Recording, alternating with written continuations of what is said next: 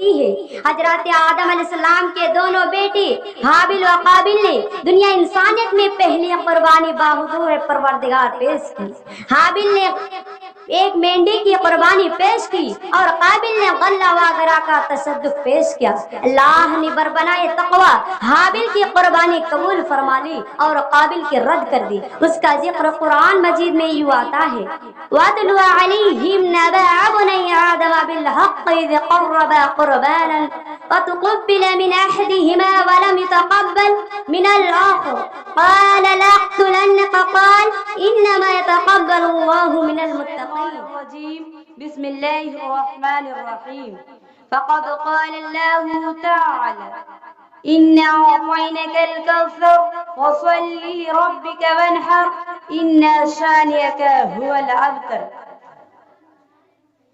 معزز سامعین و سامعات، دور دراز سے آئے ہوئے معزز مہمانان گرامی، میزان صدرت پر جلوہ افروز حکم صاحبان، آج کی اس اصلاح اللسان انجمن میں جس موضوع سخن پر گفتگو کرنا چاہتی ہوں وہ ہے تاریخ قربانی۔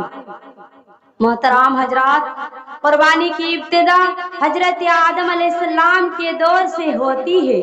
حضرت آدم علیہ السلام کے دونوں بیٹے حابل و قابل نے دنیا انسانیت میں پہلی قربانی بحضور پروردگار پیش کی۔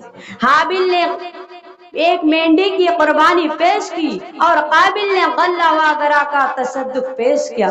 اللہ نے بربنائے تقوی حابل کی قربانی قبول فرما لی اور قابل کی رد کر دی۔ اس کا ذکر قرآن مجید میں یوں آتا ہے وَاتْلُ عَلَيْهِمْ نَبَأَ ابْنَيْ آدَمَ بِالْحَقِّ إِذْ قَرَّبَا قُرْبَانًا فَتُقُبِّلَ مِنْ أَحَدِهِمَا وَلَمْ يُتَقَبَّلْ مِنَ الْآخَرِ قَالَ لَأَقْتُلَنَّكَ قَالَ إِنَّمَا يَتَقَبَّلُ اللَّهُ مِنَ الْمُتَّقِينَ۔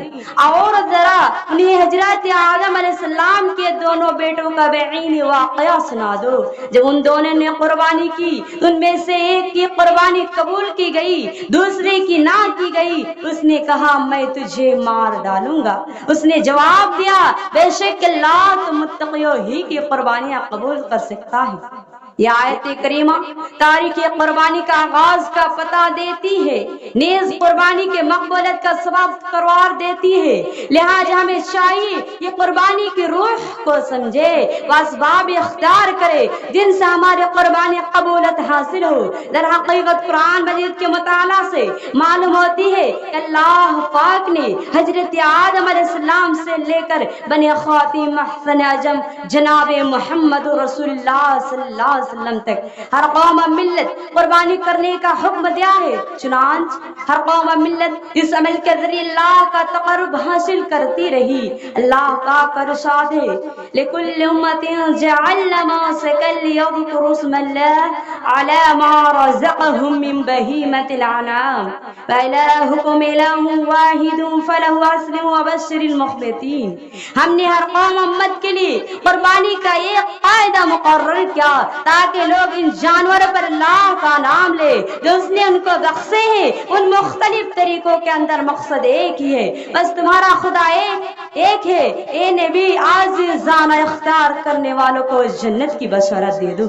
ملت اسلامیہ کے پاسبانوں، مذکورہ بلا سطور سے قربانی کی تاریخ ہر قوم و ملت میں قربانی کا عمل جاری رہنے کا ثبوت ملتا ہے۔ البتہ اسلام میں قربانی جیسے مقدس عمل کی مشروعیت و منسونیت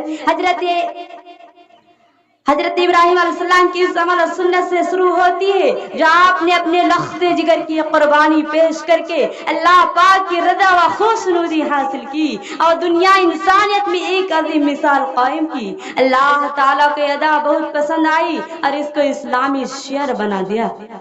قرآن مجید میں اس کی تفصیل یہ آتی ہے وَقَالَ إِنِّي ذَاهِبٌ إِلَىٰ رَبِّي سَيَهْدِينِ رَبِّي هَبْ لِي مِنَ الصَّابِرِينَ فَبَشَّرْنَاهُ بِغُلَامٍ حَلِيمٍ فَلَمَّا بَلَغَ مَعَهُ السَّعْيَ قَالَ إِنِّي أَرَىٰ فِي الْمَنَامِ أَنِّي أَضْبَحُكَ فَانظُرْ مَاذَا تَرَىٰ قَالَ يَا أَبَتِ افْعَلْ مَا تُؤْمَرُ سَتَجِدُنِي ستجدنی انشاءاللہ من الصابرین۔ حضرت ابراہیم علیہ السلام نے فرمایا میں خواب میں دیکھتا ہوں میں اپنے رب کی طرف جاتا ہوں، وہی میری رہنمائی کرے گا۔